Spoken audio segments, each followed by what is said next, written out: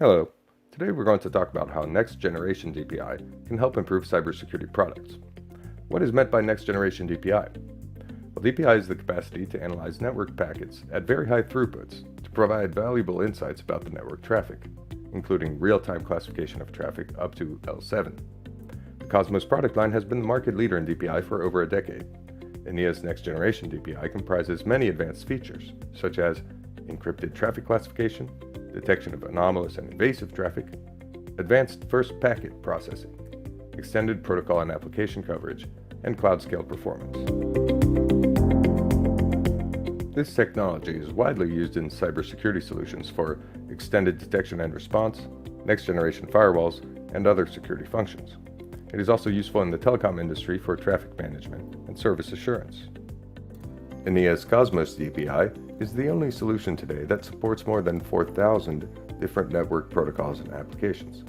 Frequently changing network apps like the ones shown here are covered thanks to continuous updates of the DPI engine's protocol signatures. Qosmos DPI also categorizes the results to simplify traffic analysis. Categories include, for example, SaaS applications, industrial control protocols, video audio streaming, gaming, and many others. For each protocol or application, a set of metadata is extracted by the DPI. For example, the URL for an HTTP flow or the call duration for an audio call. In total, more than 5,800 metadata are available today. Let's see a real-world example of this on a corporate network. The first role of the DPI is to classify each and every flow on your network by protocol or application. Here on the top left corner, you can see a graph about the bandwidth usage per category of traffic. The Qosmos DPI engine has a predefined set of categories, shown over here on the bottom right. But users can define their own categories, as we've done here. A whitelist, unclassified, cryptocurrency, peer-to-peer, and evasive. In this example, the whitelist category represents applications that we actually trust. So let's filter on this whitelist. We see that it represents most of this network's overall bandwidth, and most of it is actually encrypted, as we see in this pie chart. If I limit my view to only the encrypted whitelisted traffic, I see that the DPI engine is able to classify these flows in spite of the encryption. And we do that thanks to different classification methods shown here.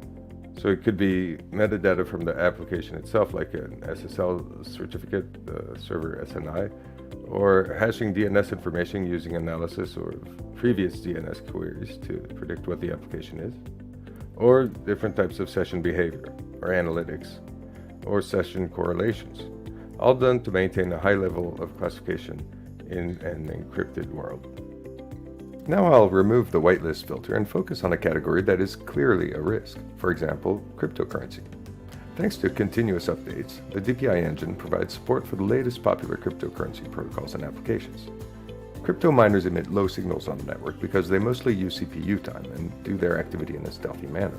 But since they still have to communicate with the outside to give results of the mining, the next-gen DPI is able to detect these very low signals and even identify which machines are infected by the crypto miner.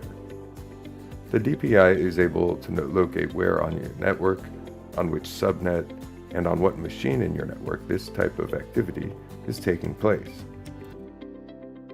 Security analysts may have blind spots when analyzing the network traffic due to various evasive methods, like creating VPN or creating tunnels in order to go under the radar and avoid firewalling or IDS policies. These different techniques are analyzed and detected by the DPI. Here we have examples of DNS tunneling, like DNS to TCP, or different types of tools or applications that are used to fake the network traffic, like HTTP injector to fake the HTTP header, or different VPN-based services. On these VPN or encrypted tunnels, it is not possible to certify the application detection. For these unknown flows, it is important to know flow details. For example, here you can see flows comprising less than 2 packets, so just an attempt to be on your network, but not the actual cause of any real damage. However, if you see 11 unknown flows with more than 1,000 packets, for instance, the IP addresses involved in this activity could be a cause for a security concern. So this was an overview about how Enea's Qosmos DPI can help for cybersecurity products.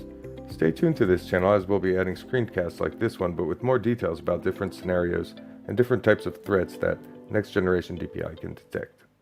Thank you for watching.